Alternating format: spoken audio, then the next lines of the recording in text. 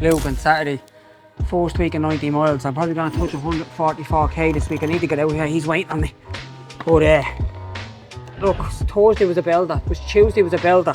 Do you get 3 belters in a week? Let's see. But so far so good this week. Am I a bit tired? Yeah. What can you do? What can you do? 50 called the gaffer about Dublin. Hold on. Wait. Relax. Wait till I get this GPS. 5s, Yeah. Hugh's the king of the 5 and a mile. Yeah. Away we go.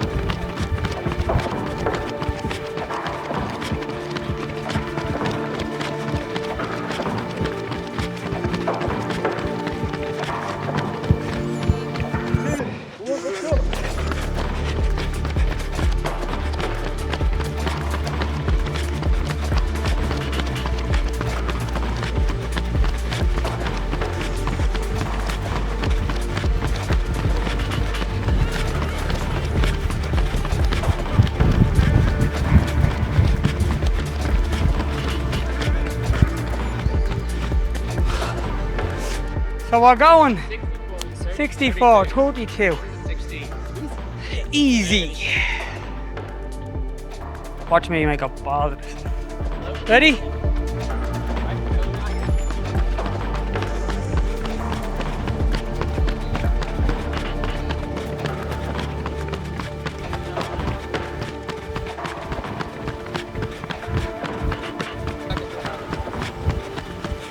Too much.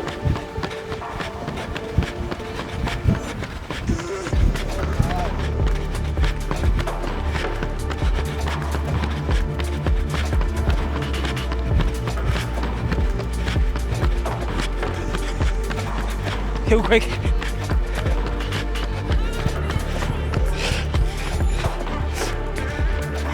$62. He's gonna take my head off at the end of the day. Over.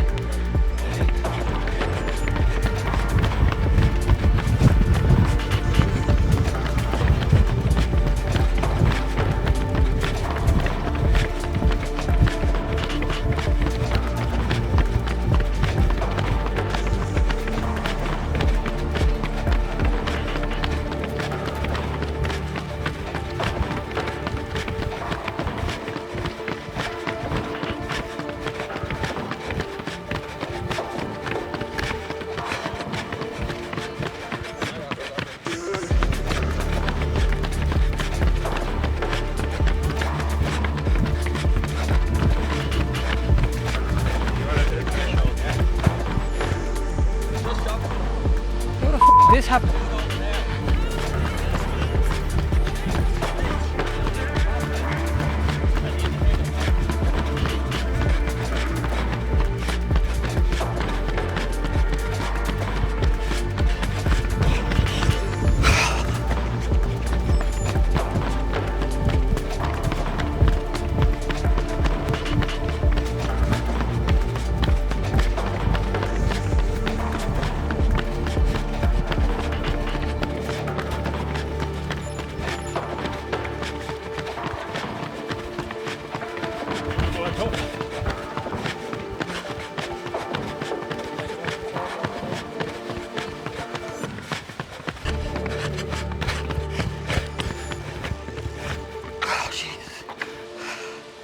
See Killian Gleeson last night?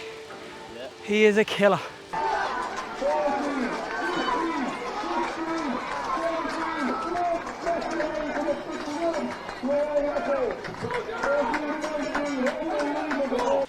A straight up killer. To be able to do that on your own. On the track. Bro, see what second did? Number 2 did. A minute and 10 seconds behind him. He is an animal.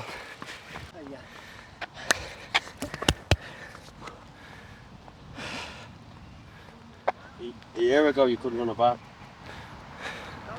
Told you I'm the coolest person you know, didn't I? Huh? Told you I'm the coolest person you know. Great buzz running around with him. So 240 ahead, was that it? Yeah, load of rhythm. Trying to relax. How did it feel? Need to be careful and take zero risks and not get ahead of myself. That's all you have to do. He said, if you're going to 90 miles, don't try and lose any weight while you're getting up there because you'll roll the dice big time. So I can eat what I want. I eat what I want, so what? I'm not trying to get mad low, but the lower I get, the more efficient I will be. Can I safely get to 61 kilo?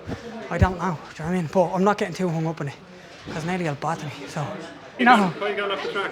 What? Why are you going off the track? He's finished. I was only there to block the win. 25k tomorrow. Hugh, you're out tomorrow? Yeah. Bring Brian Fair. Bring Faye. Brian's home. See if he comes. See if he buzzes out for it. We'll have a buzz What are on. you doing there today? Don't know. 400s. Just coming in and out today. Just jumping on and off, yeah. Right, give you a laugh, yeah. See these creams, right?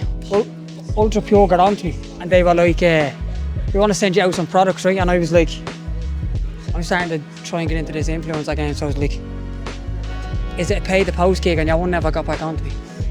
And then I rang her there the other day, and I was like, you're still sending out them creams? And fair play to what she did. She gave me these 3. They're the job. I rubbed all 3 of them into me to the first night I got them. And serious, yeah.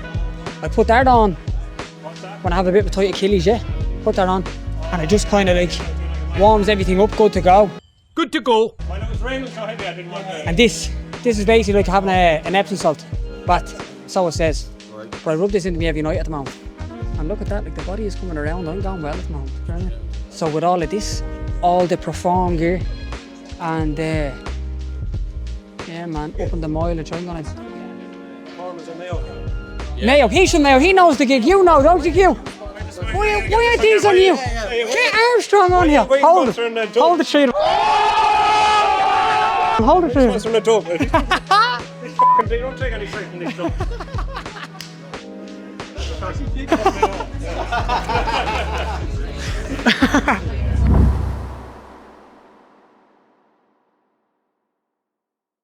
Met with Vinny, have to get a bit of work done on the IT band.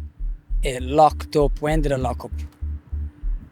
Last Wednesday. I think it was the Wednesday before. Started giving me hassle, done a bit of gym work.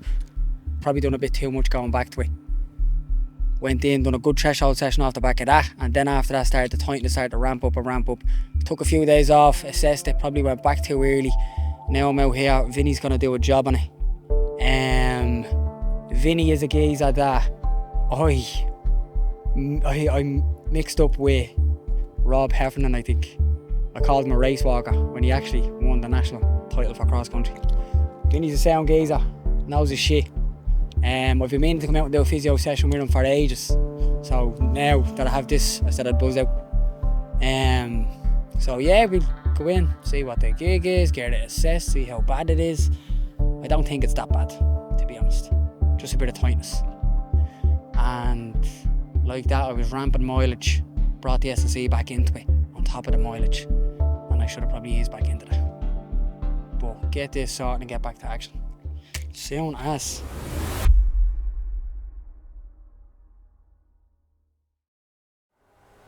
Anthony, interview, take 1.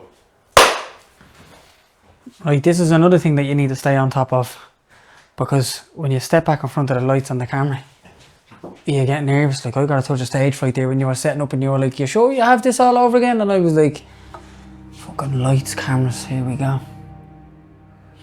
But look, I'm well used to the cameras now at this stage. The Efrem day was top of the range. That was what, the Saturday.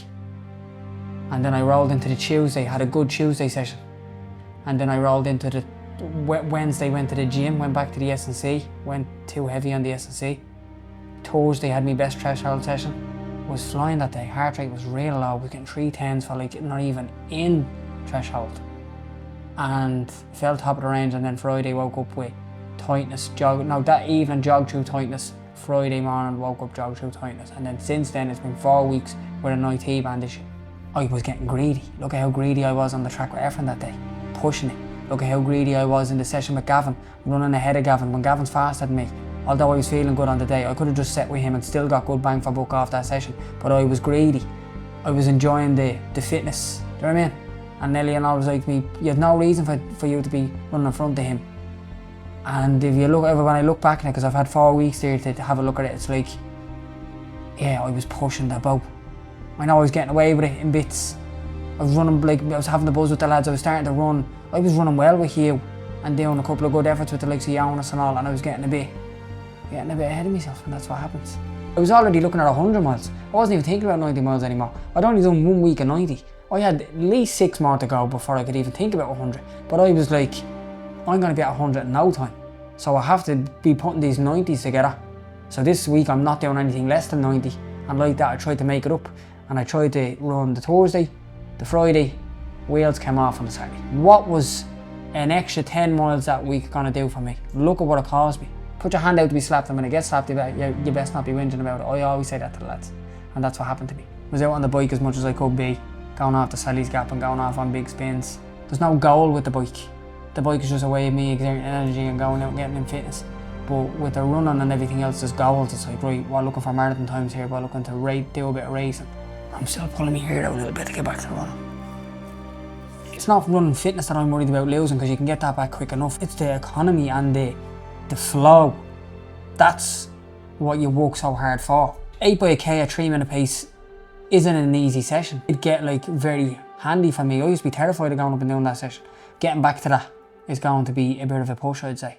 It's gonna take a few weeks. It's gonna be grafting at the back of the lads. Where does it leave me with Dublin? Like, I wanted to go into that block in the shape I was in, start marathon training in, like, with that fitness, with that yoke, and I was definitely like thinking like, right, I'm blitzing 220 here.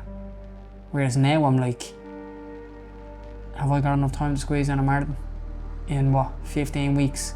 I mean, I haven't what, the last few weeks went from 90 miles to 0 miles. If I was able to put a marathon block together between now and Dublin and break 220, that would be a job well done. I don't want to go to the marathon and not be trying to better the performance than what I've currently done. The horrible buzz is, you know you're living on borrowed time and it can be whipped from underneath your feet at any moment. That's the horrible buzz. That tightness buzz, where you're going out trying to test it every day, please go away. That's horrible. I was training with the lads and I was like, right, I can piggyback here and bypass 220 and maybe land somewhere in the mid-teens, because Armstrong is 212 or under. Sean Tobin was meant to be getting stuck in as well into the marathon. I was like, I could slot in here with a group of serious operators, fall into a marathon group and be doing 100 mile a week and actually put the types of times that me and you would be yapping about on paper here. And that's where the hunger and the greed took over. Don't take it for granted when you have your fitness. Gone like that. Gone like that. But there's still that hunger for the marathon. Until you showed up with these cameras today, no. But now it's just like when I'm put back into the environment of it, I'm like, this is what we've been doing, this is what we've been planning. I can't pull the plug on it now because I had a little bleeding tightness in the leg. We go to Lucan in the morning, take them there, 10:15, see what Nelly says. He might even let us back up with the camera. Bollocks. Yeah. Look at the camera, this is Anthony O'Brien, back on the horse. Back. Did you ever see that meme? We're back! We are back, baby. We are fucking back. We're back. I hope we're back. We'll see you in the morning. Be easy jogging tomorrow.